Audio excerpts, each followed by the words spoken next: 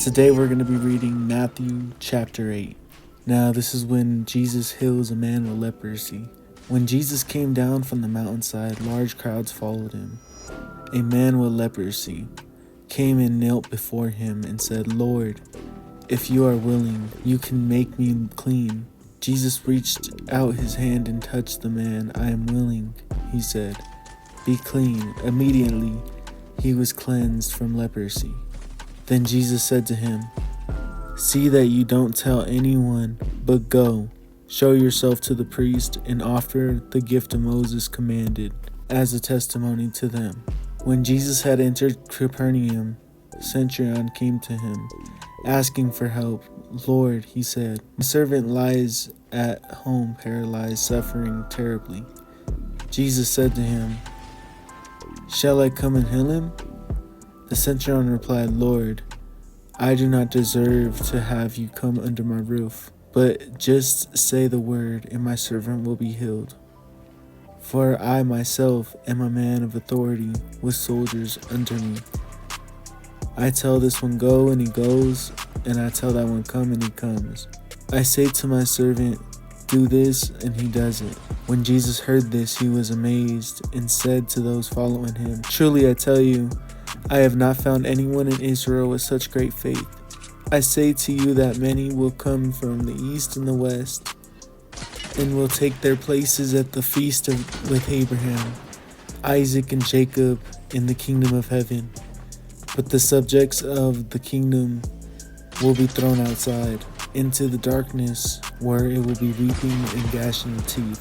Then Jesus said to the centurion, "Go, let it be done just as you believed it would." And his servant was healed at that moment. When Jesus came into Peter's house, he saw Peter's mother-in-law lying in bed with a fever. He touched her hand, and the fever left her, and she got up and began to wait on him. When evening came, many who were demon-possessed were brought to him. He drove out the spirits with the word and healed all the sick. This was to fulfill what was spoken through the prophet Isaiah. The cost of following Jesus. When Jesus saw the crowd around him, he gave orders to cross to the other side of the lake. Then a teacher of the law came to him and said, "Teacher, I will follow you wherever you go." Jesus replied, "Foxes have dens, and birds have nests, but the Son of Man has no place to lay his head." Another disciple said to him, "Lord, first let me go and bury my father." But Jesus told him, "Follow me, and let the dead bury their own dead." Then he got into a boat, and the disciples followed him. Suddenly a furious storm came upon the lake, so the waves swept over the boat. But Jesus was sleeping. The disciples went and woke him, saying, "Lord, save us, we're going to drown." He replied, "You of little faith, why are you so afraid?" Then he got up and rebuked the winds and the waves, and it was immediately calm. The men were amazed and asked, "What kind of man is this? Even the winds and the waves obey him." Jesus restores two demon-possessed men. When he arrived at the other side of the region of the Gadarenes, two demon-possessed men coming from the tombs met him. They were so violent that no one could pass that way. "What do you want with the Son of God?" they shouted. "Have you come here to torture us before the appointed time?" Some distance from the large herd of pigs was feeding. The demons begged Jesus, "If you drive us out, send us into a herd of pigs."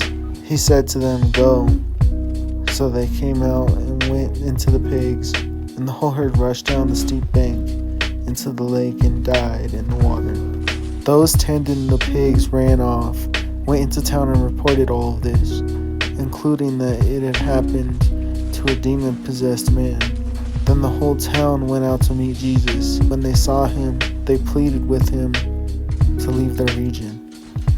What's going on, you guys? It's your boy 40 Days, 40 Nights, 369 in the building, man. Back at it again with another video. Hope you guys are having a blessed day as always.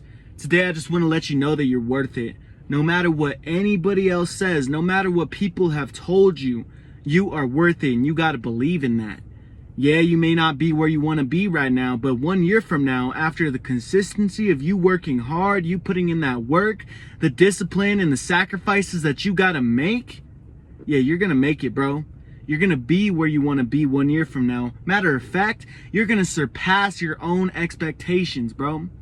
Right now, you just got to make little goals, make daily goals, knock certain things out during the day.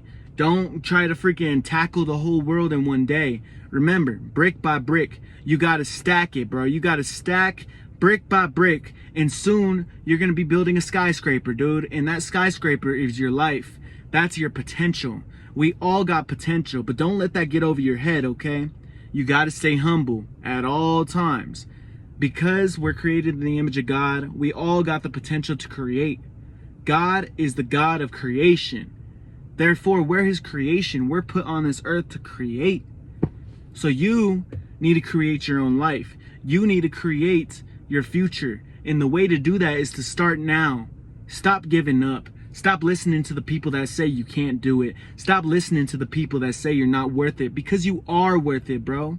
You're way worth it. No matter what anybody says, okay? They can say you're not going to make it. They say you're not going to make it to where you want to be. But at the end of the day, if you lock in, you put your mind to it, where are you going to be 1 year from now? That's just it.